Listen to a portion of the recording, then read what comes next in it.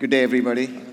And thank you for everybody watching on the internet as well. I know it's not easy to sit through a very long session. So I'm going to give a break to the camera crew and go away from the podium and come to the center so that people over here don't have to strain hard. So first of all, thank you for inviting me. I know this is a welcome change for most of us who've been sitting at home to come to a physical event. So I'm really, really excited about that. My name is Sridhar Muppidi. I am head of technology at IBM Security. For those of you who don't know, IBM Security is an industry leader in about 15 segments in security, delivered as products, services, SaaS, on-prem, etc. We have a huge presence here in Israel, right? We have a huge development lab here in Tel Aviv, very strong research in Beersheba as well in Haifa, and a very strong customer contingent.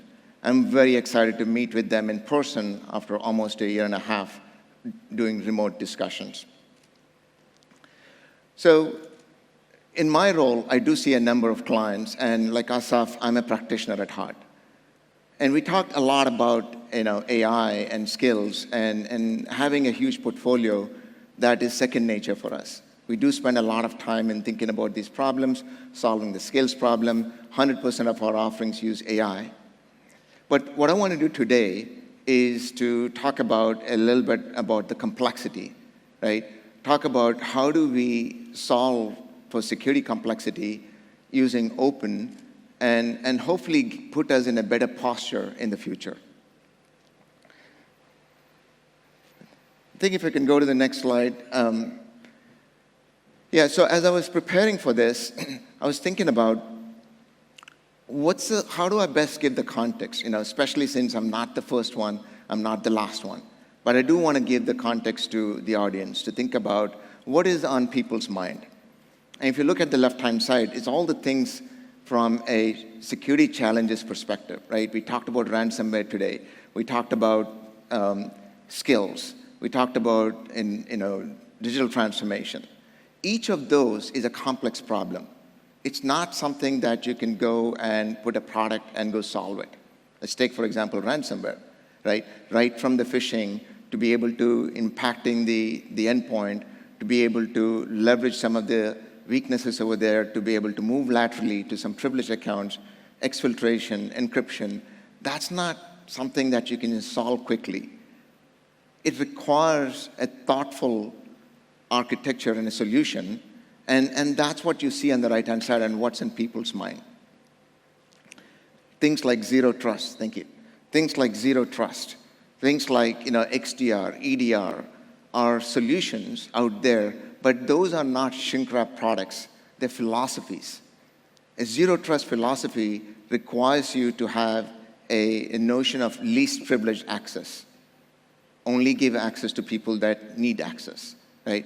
Being able to have a constant verification. It's not enough to allow somebody to the door, but be able to continuously verify them. Be able to continuously monitor because there's a breach or there's a sense of breach in the organization so that you can react to.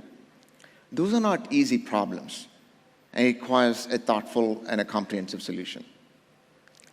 And the reality is, it is a very fragmented view within our environments, right? We've got security delivered from multiple places, from your traditional products to cloud vendors, whether it's Amazon, Azure, Google, or your private cloud. They're all delivering security, and they are good, right? It's not like one is better than the other and everything trumps what you're doing already. It's a question of bringing it all together, and that's what is not easy. Today, more than 70% of the organizations I talk to don't share information. Vendors don't share information, right? And they're not because they're bad, because they're not intended to. For privacy reasons, for geographic reasons, for competitive reasons, you're not sharing information as much as you would like to. As a result, what happens is our customers are stitching all of these products together, and the cost of integration goes really, really high. And as a result, innovation goes down. What I hear from our clients most of the time is there's too much to do. There's too much of complexity because of this vendor proliferation. We're hearing close to 60 to 70 products in a mid-sized organization serviced by about 30 to 40 different vendors. Think about it. That's not simple, right? Trying to stitch that together.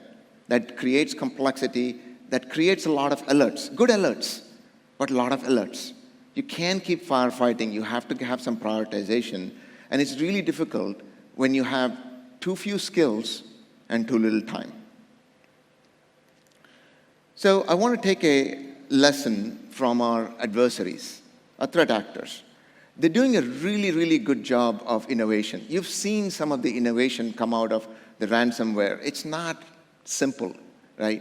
They've done a really good job of bringing together various capabilities together. Like Revo, the source code had been developed since 2019. It's not yesterday, right? They're thinking about ransomware as a service, so there's a set of things that they can bring together to provide a level of innovation. The thing that they're doing really well is collaborating with each other and accelerating that innovation. I think we can learn from that. We can learn from that as threat defenders and do the same thing. I think that's what I'm trying to suggest over here, to say that in today's environment, one way to be able to bring our market together, our posture together, is to connect these products, integrate them. Our customers are asking for getting more value out of their investments. They're asking for out-of-the-box capabilities. They're asking for automation, AI. They're asking for integrated solutions. The best way we can integrate them is when we embrace open, right? And this is not a new topic. It's not a new topic. If you look at Linux, right? If you look at some of the other predecessors in the technology, we've embraced that and we have done so much better. I think it's a right time for security. We've heard some of the speakers earlier talk about how we need to break the barriers and collaborate better. And this is the technology side of it. Last year, I was privy to a SANS conference. It's a technical conference. And about 400 attendees in one session, all of them threat hunters. Now, all 400 are doing all different things within their own environment. Imagine them coming together, right, to be able to solve some complex problems. When you do that, you're doing faster innovation. You're sharing data. You're sharing insights. You're sharing best practices so that you're not necessarily reinventing the wheel every time. Now, how do you do that? So to do that, we have to evolve from a product-centric perspective. That doesn't mean products go away. All I'm trying to say is from a product-centric perspective to a more of a platform-centric perspective, where you're able to bring a number of different capabilities together in an open manner, leaving the data, leaving the intelligence, leaving the secret sauce behind, but being able to talk to each other so that we can drive outcomes.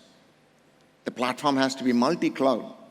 Most of our customers are not betting on one cloud, but multiple clouds. It has to be open, right? It has to be simple, because the function of security is no longer delivered by one organization or one department within the organization, but is getting distributed.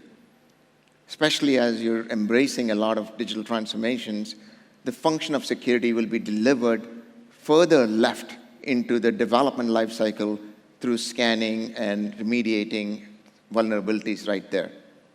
You want to give them guardrails. You don't want to put speed bumps or checkpoints. That takes, that put bottlenecks, right? What happens when you put in a toll bridge. You have to enable them, be guardrail. It's okay as long as you're driving safely and as long as you're within the guardrail.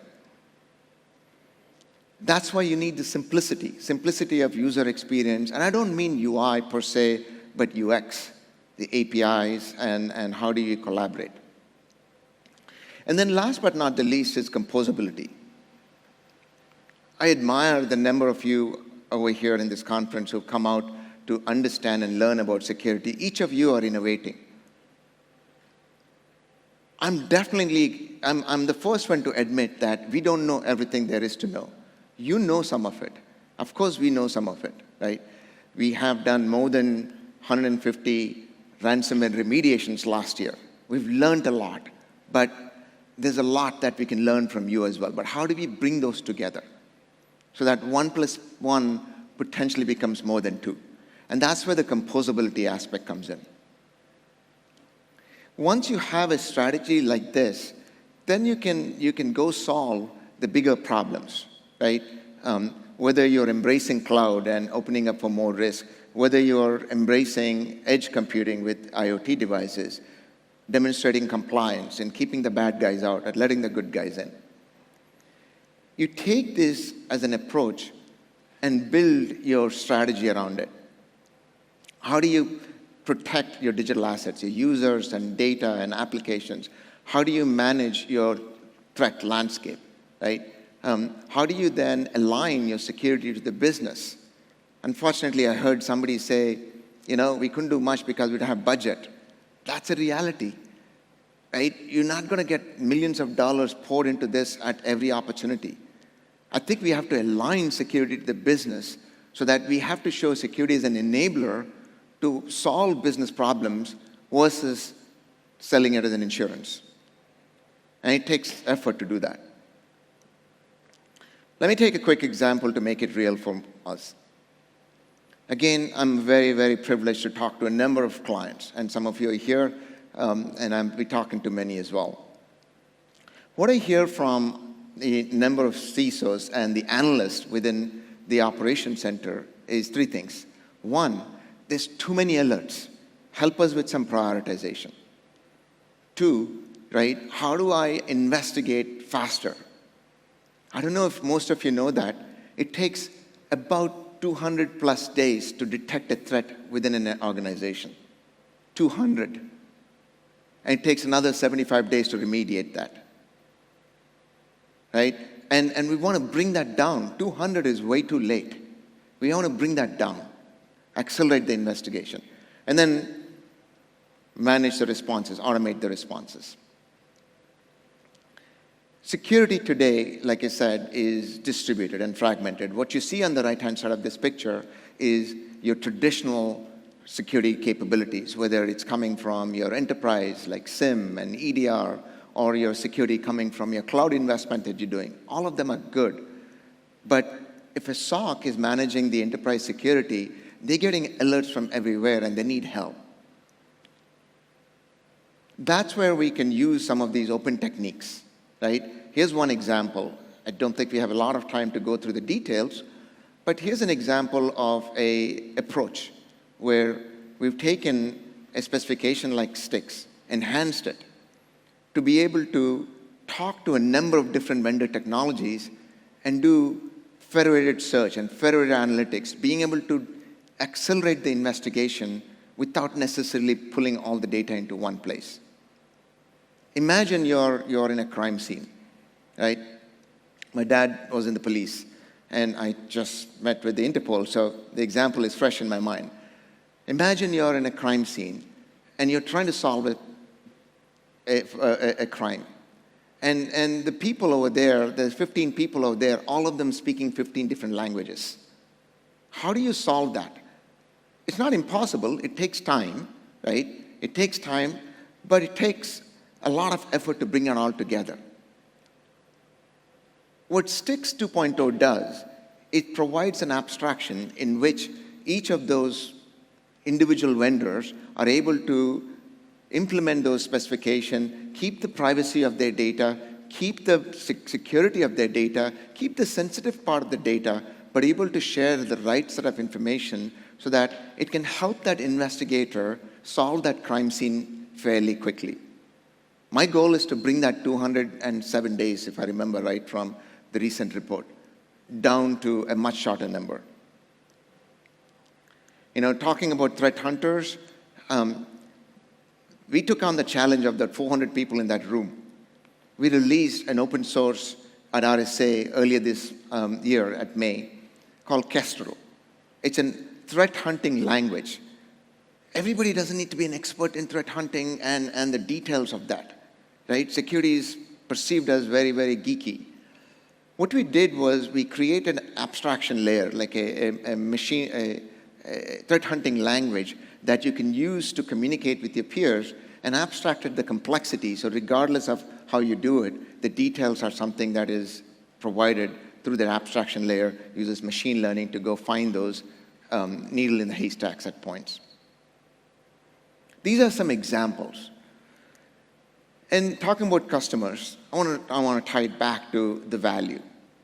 This is a customer who has embraced Google and Amazon in addition to what they have in their on-prem. And they use this approach to connect what is in Amazon with GuardDuty, what do they have on-prem, which is a combination of multiple products coming together like EDR and SIEM products, and they were able to get visibility across their entire organization very quickly. I think the customer was very impressed right there, right? We had them at visibility, if you know what I'm talking about. But they went beyond that, right? Using the machine learning right now, we're able to go and prioritize, which alerts to look for, and then being able to use federated analytics techniques to accelerate that investigation. For this specific customer, they were able to reduce it by 50%. That's huge. That's huge, basically. 50% of the time that the analyst can focus on something else. 50% of the time they can go home early at 5 o'clock. How often do we go home early, right? And then you're able to go accelerate the investigation and as well as automate the response after that. So this is an example of how an approach like this, an open approach, can work to solve the threat management problem without necessarily ripping and replacing all your products, but bringing them together in a manner that can drive some value. As a CTO, I am basically living this dream or living this philosophy of trying to figure out how to make our portfolio more open. And we created an open platform. Feel free to check it out at the expo outside for any information. Take a quick look at the demo. And what you've seen is just one piece of the puzzle, which is the threat management. Our goal is to basically provide other capabilities like data security and identity, and so that you can solve bigger problems like zero trust. I urge most of you to join this journey for open security, whether you want to learn, whether you want to contribute, whether you're a vendor in the room, whether you're a customer, whether you're a partner. You can figure out how do we collaborate so that we can move the needle of security posture faster and keep up with the adversaries. Thank you so much for your time, and I'll be outside in case we have any follow-up questions. Thank you so much. But wait, before you leave, I have a few questions. As I told you guys, there are hundreds of people watching us online, and we have a few questions, so let's do it very, very fast. We don't have a lot of time. We got a question from Dr. Daniel Gross, and he asked you something. He asked, what role do you think semantic technologies will play when considering open and interoperable solutions? I think Semantic is one of the vendors for providing the appropriate endpoint security, right? So my call to all vendors, including Semantic, is to figure out how do Semantic has tremendous data information about virus and antivirus and especially malware. How do you provide interfaces? How do you subscribe to a standard like STIX so that as we are doing investigation for ransomware, you're providing a mechanism to do fingerprint-based malware analysis, being able to provide a mechanism to do behavior-based malware analysis quickly, basically, and join the ecosystem. Perfect. Another question, maybe the last one, we'll see in a second. No, it's okay. So we hear a lot about zero trust these days. How will the open security platform help organizations address zero trust? Security delivered as SaaS, how will the open platform work with SaaS solutions? SaaS, okay. Thank you for the question. Good question. So zero trust is not a one-size-fits-all. It's not a shrink-wrap product. It's a philosophy. It's a philosophy of ensuring that individuals have the right access, being able to verify continuously, being able to monitor continuously. So it's a combination of number of capabilities that have to come together, right? So a platform like this will help you provide that visibility, who's doing what, be able to take action, right? And be able to then see the anomalies and be able to respond very quickly. So what we are looking at is, it's not a one size or a quick answer, but as you embrace this journey of being able to work or integrate a number of offerings, then you can get on to the zero trust journey. And my suggestion is start with one use case. Otherwise, it becomes really, really huge, trying to combine identity and data and threat all in one big ocean. Instead, to say, given the pandemic, let's assume that you want to solve for hybrid remote access or hybrid cloud. Take that and then do a little piece of every domain so that you can solve the zero trust problems one at a time. Thank you so much, Sridhar. Thank you for this talk. Thank you for answering the questions. And thank you for coming here to Israel. Thank you for the opportunity. Bye-bye.